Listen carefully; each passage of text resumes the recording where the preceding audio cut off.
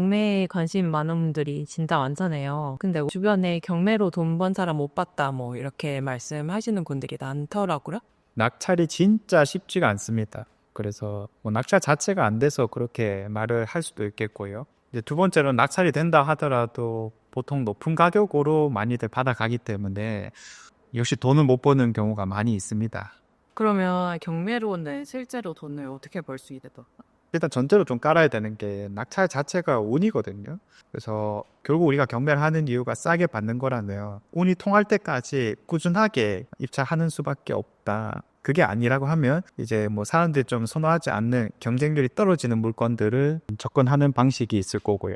경매에도 종류가 되게 많잖아요. 상가, 토지, 빌라, 다가구 뭐 이렇게 많은데 대표님은 왜 주로 아파트 경매를 하시는 걸까요? 사실 우리가 경매 물건의 특징을 한번 살펴보면은 아주 장기간 가져가는 좋은 아파트일 수도 있지만 대부분 구축 아파트이거든요. 그럼 나머지 것들도 마찬가지겠죠.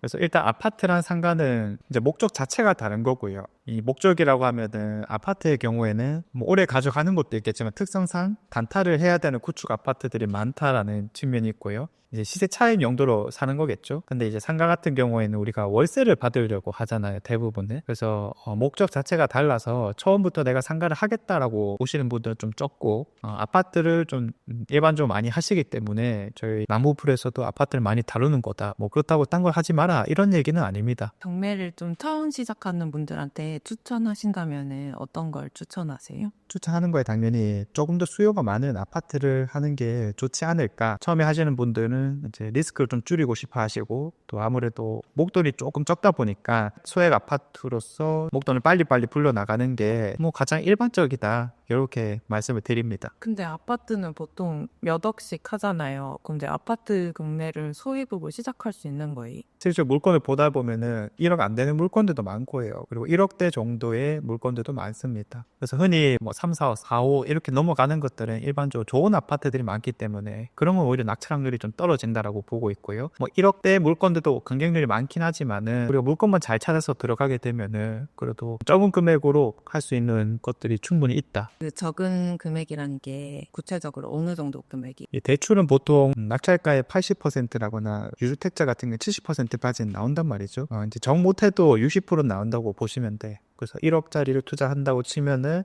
대출금은 최소 6천만 원에서 혹은 7천만 원 정도가 나올 거니까 그 외적인 금액들 정도만 있으면 되고 만약에 돈이 좀 더 부족하다 그럼 그것보다 좀 더 싼 물건들을 또 노려 나갈 수도 있습니다.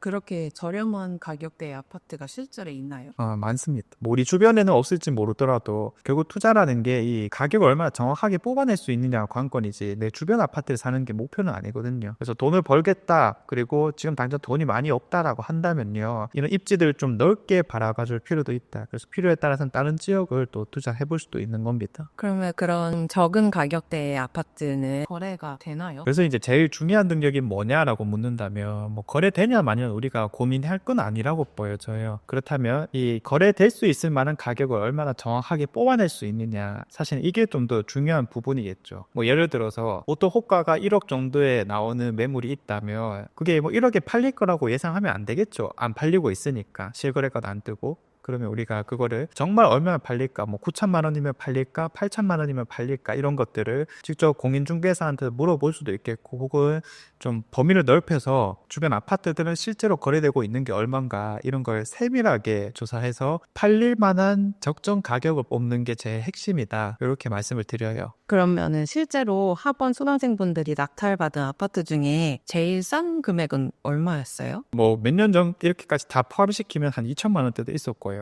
최근에 뭐 한 반년 이내라고 한다면 한 4천만 원대 이런 것도 있고 오늘 수업에서도 좀 다루기도 했는데 600만 원짜리 아파트 이런 것도 다루기도 했었습니다. 투자금이 600만 원이라는 말씀이에요? 아니요, 투자금이 아니라 아파트 자체가. 아파트가 600만 원이라고요? 네, 뭐 찾아보면 그런 것도 있긴 있어요. 1,000만 원짜리도 있고요. 그런 아파트는 어떤 아파트예요 도대체? 정말 안 좋은 아파트죠.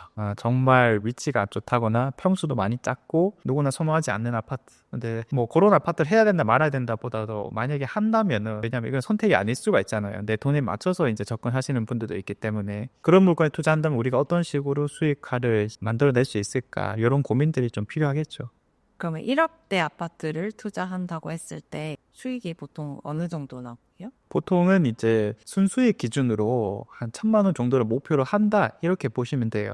그것보다 좀 더 나오는 것들도 있을 거고요. 그것보다 이제 좀 적게 나오는 경우도 있겠죠. 이거는 뭐 투자하는 물건마다 변수가 당연히 있는 거니까. 근데 일반적으로는 이제 그런 10%의 수익률은 보통 가져오게 됩니다. 오늘 질문해서 어느 정도 궁금증이 해소된 것 같습니다. 감사합니다.